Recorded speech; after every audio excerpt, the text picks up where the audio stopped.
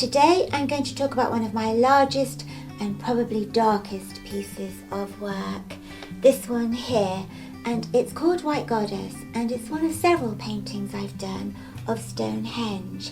And either side I've hung these two small prints of two of my other paintings of Stonehenge. Sadly, I don't have the originals of these. They were sold some time ago. But this one is called Stonehenge by Moonlight, and this one is called quite simply Stonehenge. Now obviously Stonehenge itself needs absolutely no introduction. It is the most famous stone circle in the world, and certainly for me it's one of the most beautiful, enigmatic and fascinating places to go and to paint. But actually I think for me, my fascination with stone circles started as a small child in the English Lake District, where I was often able to spend time at such lovely places as Castlereagh and Long Meg. Now, since then, I've visited lots of stone circles and I've painted very many of them, and I will chat about those some other time. But when I first visited Stonehenge, it completely captivated me. It was just so beautiful, so magical, and I totally fell in love with it. And I think since that first visit, I think I must have painted it at least 10 times, in all different seasons, different moods, sometimes brightly coloured as here, or dark, shadowy, moody pictures like the centre one. Actually, these two pieces either side, they were two of the first paintings I did of Stonehenge. This one, Stonehenge by Moonlight, even though the colours are very bright, I always think of it as a very restful, very peaceful sort of a picture, with the lovely soft full moon and then the stones silhouetted against the skyline.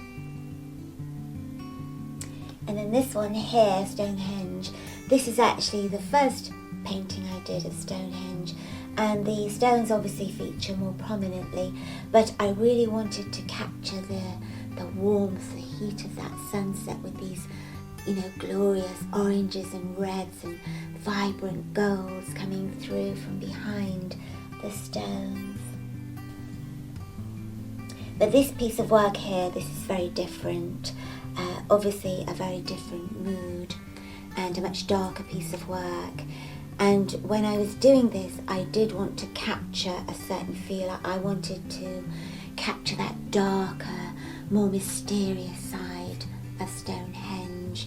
So yes, very much darker, and the colours very subtle, very subdued, quite muted. And I always think of this picture as a shadowy picture. It's a picture of shadows. And I actually made it so dark that you can hardly see the stones at the bottom. They are hardly discernible in the gloom, almost invisible, but they are still there. And whenever I visit Stonehenge, whenever I'm stood amongst these giant sarcens that make up this magnificent monument, I'm always struck by its size. It's so huge. And then I look up at the sky, and this vast space above me, and you feel so tiny, little tiny, insignificant thing, and you realise how small and insignificant we are in the scheme of things. And I very much wanted to capture the feel of that in this piece of work. It's almost a metaphor for that. So I purposely depicted the stones taking up a very small amount of space at the bottom of the piece of work, and then the rest of it is given over to this huge rolling mass of clouds. And as usual, I made up the sky, made up my clouds. I always do that. And anyone who knows me and knows my work knows how much I love painting moonlight. And I really wanted to capture the very soft golds and oranges that you get tinting the edges of the clouds when they get close to the moon. I think this piece of work took about 2 or 3 months to complete. Quite an intense thing to work on. And its title, White Goddess, is also a name often given to the moon, and it's also the title of a rather wonderful book by Robert Graves.